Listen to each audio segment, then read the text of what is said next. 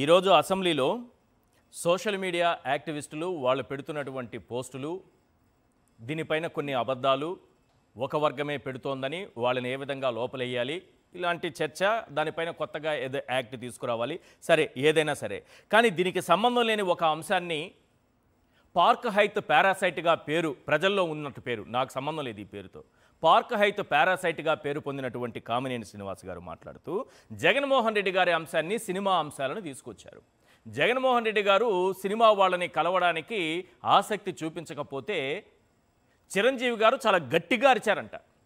అరిచారన్నప్పుడు అందుకు ఆయన పైనుంచి దిగి వచ్చి అక్కడ సినిమా వాళ్ళతో మాట్లాడారు అన్నారు. దీనికి బాలకృష్ణ గారికి కోపం వచ్చింది. ఎందుకు వచ్చింది? చిరంజీవి గారు గట్టిగా అరిచారు అనే మాట. అంటే చిరంజీవికి ఎక్కడ పేరు వెళ్ళిపోతుందో, చిరంజీవి మాత్రమే జగన్మోహన్ రెడ్డి గారి దగ్గరికి సినిమా వాళ్ళందరినీ తీసుకెళ్లి సినిమా సమస్యల పరిష్కారానికి కృషి చేశారన్న పేరు ఎక్కడ వస్తుందో అని అహంతో రగిలిపోయినటువంటి మన బాలకృష్ణ గారు వెంటనే లేచి నిలబడి ఏం మాట్లాడారంటే, ఆ సైకో దగ్గరికి నేను వెళ్ళలేదు అన్నారు.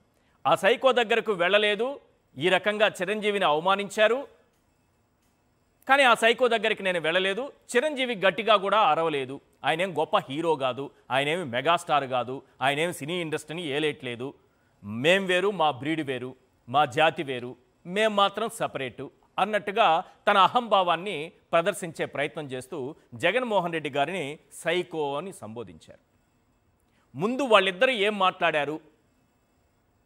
పార్క్ హైత్ పారాసైట్గా పేరు పొందినటువంటి ప్రజల్లో ఉన్నటువంటి పేరు మళ్ళీ చెప్తున్నా కామినేని శ్రీనివాస్ గారు, అలాగే సర్టిఫికేట్ చేతిలో పట్టుకొని తిరిగేటటువంటి బాలకృష్ణ గారు, వీళ్ళిద్దరూ ఒక అబద్ధాన్ని నిజం చేయడానికి ఏ రకంగా మాట్లాడారు ఒక్కసారి స్క్రీన్ పైన చూద్దాం.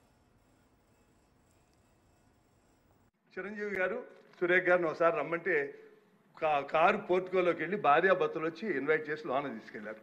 తర్వాత సినిమా వాళ్ళ డిస్కస్ చేయాలి అంటే వాళ్ళే లిస్ట్ పంపారు. ఆ లిస్టులో బాలకృష్ణ గారు వీళ్ళెవరు లేరు, ఆయనకి కలుస్తూ ఇష్టం లేదు. ఆయన ఎవరిని కలవకుండా రాజకీయాల్లో సంబంధం లేకుండా డిగ్నిఫై వేరేగా ఉన్న ప్రభాస్ గారిని అలాగే మహేష్ బాబుని రాజమౌళి గారిని రమ్మన్నారు. చిరంజీవి గారు వాళ్ళందరినీ రమ్మన్నారు. తనకు జరిగినట్టే ట్రీట్మెంట్ అని వాళ్ళు రామన్నారు. రావంటే కూడా బతిమాలి ఆయనకున్న మొహాటంతో వస్తే ఫస్ట్ షాక్ గేట్ దగ్గర కారు ఆపేశారు. అందరూ దిగి నమ్మన్నారన్నారు. అదేంటి అనుకుని వెళ్ళారు. లోన సెకండ్ షాక్ ఇంత పెద్దాన్ని పిలిచి ముందు పోసాని మురళీకృష్ణ ఎట్టంటే అని కూర్చోబెట్టి అనుకున్నారు. మూడో షాక్ సీఎం గారు మిమ్మల్ని కలవట్లేదు, సినిమాటోగ్రఫీ మంత్రి వచ్చి మీకు చెప్తారన్నారు. అప్పుడు చిరంజీవి గారు కొంచెం గట్టిగానే ఏంటి మీరు పిలిస్తే మేము వీళ్ళందరినీ తీసుకొస్తే ఆయన రానంటారంటే వచ్చారు. వస్తే ఆయన మంచిగా పెద్దగా ఆయన ఒక రిక్వెస్ట్ చేస్తే, ఒక నిమిషం మీరు తండ్రి లాంటి వాళ్ళు సినిమా ఇండస్ట్రీని జాగ్రత్తగా చూసుకోవాలి, అది బయటికి రిలీజ్ చేసి ఎంత అవమానం చేశారని. ఇంతకన్నా సాడిస్ట్ మెంటాలిటీకి ఇంకేం ఎగ్జాంపుల్ కావాలి? వాళ్ళని అవమానం చేయాలా? అందరూ ఇండస్ట్రీ కలవడానికి వెళ్ళినప్పుడు సైకో గారిని చిరంజీవి గారు గట్టిగా అడిగితే అప్పుడు ఈయన వచ్చాడంది అబద్ధం.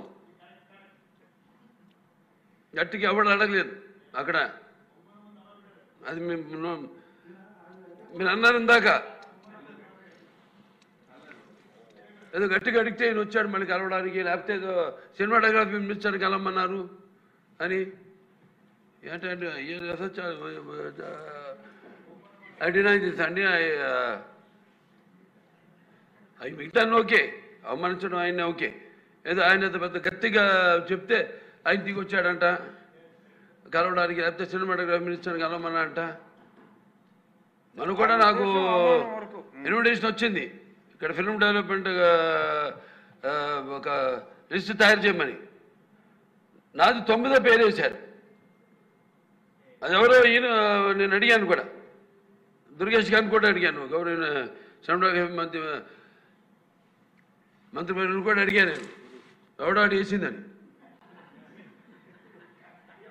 The respect a human being, even be opposition or us. 9వ పేరు వేశారు. ఇది అదేదో గట్టిగా ఎవడు అడిగాడు, గట్టిగా అడిగితే పంపించారు లోపలికి, వచ్చాడు ఈడు కలవడానికి. చిరంజీవి గారు సురేఖ్ గారిని ఒకసారి రమ్మంటే కారు పోర్టుకోలోకి వెళ్ళి భార్య ఆయాచితంగా పదవులు వస్తే సభా సమయాన్ని ప్రజాధనాన్ని ఎంత దుర్వినియోగం చేస్తారు, వీళ్ళ మనసుల్లో ఉన్నటువంటి కక్షకు విషానికి అసెంబ్లీని ఎలా వాడుకుంటారు అని చెప్పడానికి ఆ ఇద్దరి మాటలే సాక్ష్యాలు. ఇంతకంటే ఏం చెప్పగలం సార్? వీళ్ళకి ఆ పదవులు ఇచ్చింది ఎందుకు? ప్రజా సమస్యలపైన చర్చిస్తారని. వీళ్ళు లేని అబద్ధాలను నిజం చేసేటటువంటి పనిలో ఉన్నారు. లేనిది క్రియేట్ చేసి దాని గురించి మాట్లాడుతూ విలువైనటువంటి సభా సమయాన్ని మనం ఎందుకు వీళ్ళకి ఓట్లేసి గెలిపించి సభలోకి పంపించింది? మన సమస్యలపైన చర్చిస్తారని కదా, మన కోసం మాట్లాడతారని కదా. వీళ్ళు మాట్లాడుతున్నది ఏంది? ప్రతి మాట అబద్ధమే, ప్రతి మాట వెనుక ఓ విషయమే. ఇవన్నీ కూడా అసెంబ్లీ రికార్డ్స్లోకి వెళ్తాయి. ఎందుకు అంటున్నాను అంటే ఇది నేనంటున్నది కాదు. చిరంజీవి గారు విదేశాల్లో ఉన్నారట ప్రస్తుతం. వారు విడుదల చేసినటువంటి పత్రికా ప్రకటన. దయచేసి మిగతా హీరోలు కూడా ఆ రోజు ఎవరైతే జగన్మోహన్ రెడ్డి గారిని కలిశారో వాళ్ళందరూ కూడా ఇలాంటి పత్రికా ప్రకటన ఆలస్యమైనా సరే ఇప్పటికైనా రిలీజ్ చేయండి. జగన్మోహన్ రెడ్డి గారు మిమ్మల్ని అగౌరవపరిచుంటే, నేను అక్కడికే వస్తున్నా, అగౌరవపరిచుంటే ఆ వాస్తవాలను ఇందులో పెట్టండి. గౌరవించుంటే ఆ వాస్తవాలను ఇందులో పెట్టండి. అంతేకాని ఇలా మౌనంగా కూర్చుంటే ఇలాంటివే బాలకృష్ణ లాంటి వాళ్ళు, చంద్రబాబు నాయుడు లాంటి వాళ్ళు, రాధాకృష్ణ లాంటి వాళ్ళు ఒక అబద్ధాన్ని సృష్టించి ఆ అబద్ధాన్ని నిజం చేయడానికి పదే పదే ప్రయత్నాలు చేస్తుంటారు. తిన్నింటి వాసాలు లెక్క పెట్టకూడదు అని అంటాం. ఆలస్యంగానైనా అటువంటి పేరు చిరంజీవి గారు తెచ్చుకోలేదు. ఇక్కడ బాలకృష్ణ గారి కడుపు మంట ఏంటంటే చిరంజీవి గారు ఇనిషియేట్ చేశారు, ఆయన లీడ్ చేసినటువంటి కార్యక్రమం, అది కడుపు మంట మొదటిది. ఎందుకంటే ఆ చిరంజీవికి కానీ లేకపోతే పవన్ కళ్యాణ్కి కానీ వాళ్ళకున్న అభిమానులంతా అలగా జనం అనేది ఆయన ఉద్దేశం. అదే సమయంలో ఆయన అసలు నటుడే కాదు, ఆయన నేను గుర్తించను, లేపాక్షి ఉత్సవాలకు కూడా ఆయన పిలవనని ఓపెన్గా చెప్పేసినటువంటి వ్యక్తి. ఇప్పుడు కామినేని శ్రీనివాస్ గారు ఎప్పుడైతే చిరంజీవి పేరు తెచ్చారో బాలకృష్ణ గారు రగిలిపోయారు. ఆయన మనసు గాయపడింది. విషతుల్యమైనటువంటి మనసుతో విషం కక్కేటటువంటి మాటలు జగన్మోహన్ రెడ్డి గారి పైన మాట్లాడారు. అంటే చిరంజీవి మీద ఉన్న కోపంతో, చిరంజీవి మీద ఉన్నటువంటి అసూయతో జగన్మోహన్ రెడ్డి గారి పైన ఆయన మాట్లాడారు. ఇప్పుడు చిరంజీవి గారు రాసినటువంటి లెటర్లో 2 పాయింట్లు చెప్పి 3వ పాయింట్ ఒకటి ఉంది, దానిపైన కూడా చర్చిద్దాం.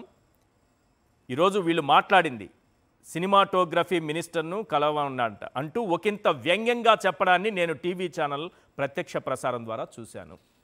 వ్యంగ్యంగా మాట్లాడడాన్ని చిరంజీవి గారు రాసిన లెటర్లో. తరువాత మంత్రి గారు ముఖ్యమంత్రితో కలుద్దామని చెప్పారట. నేను మొత్తం చదవట్లేదు, పాయింట్స్ మాత్రం ఇంపార్టెంట్ పాయింట్.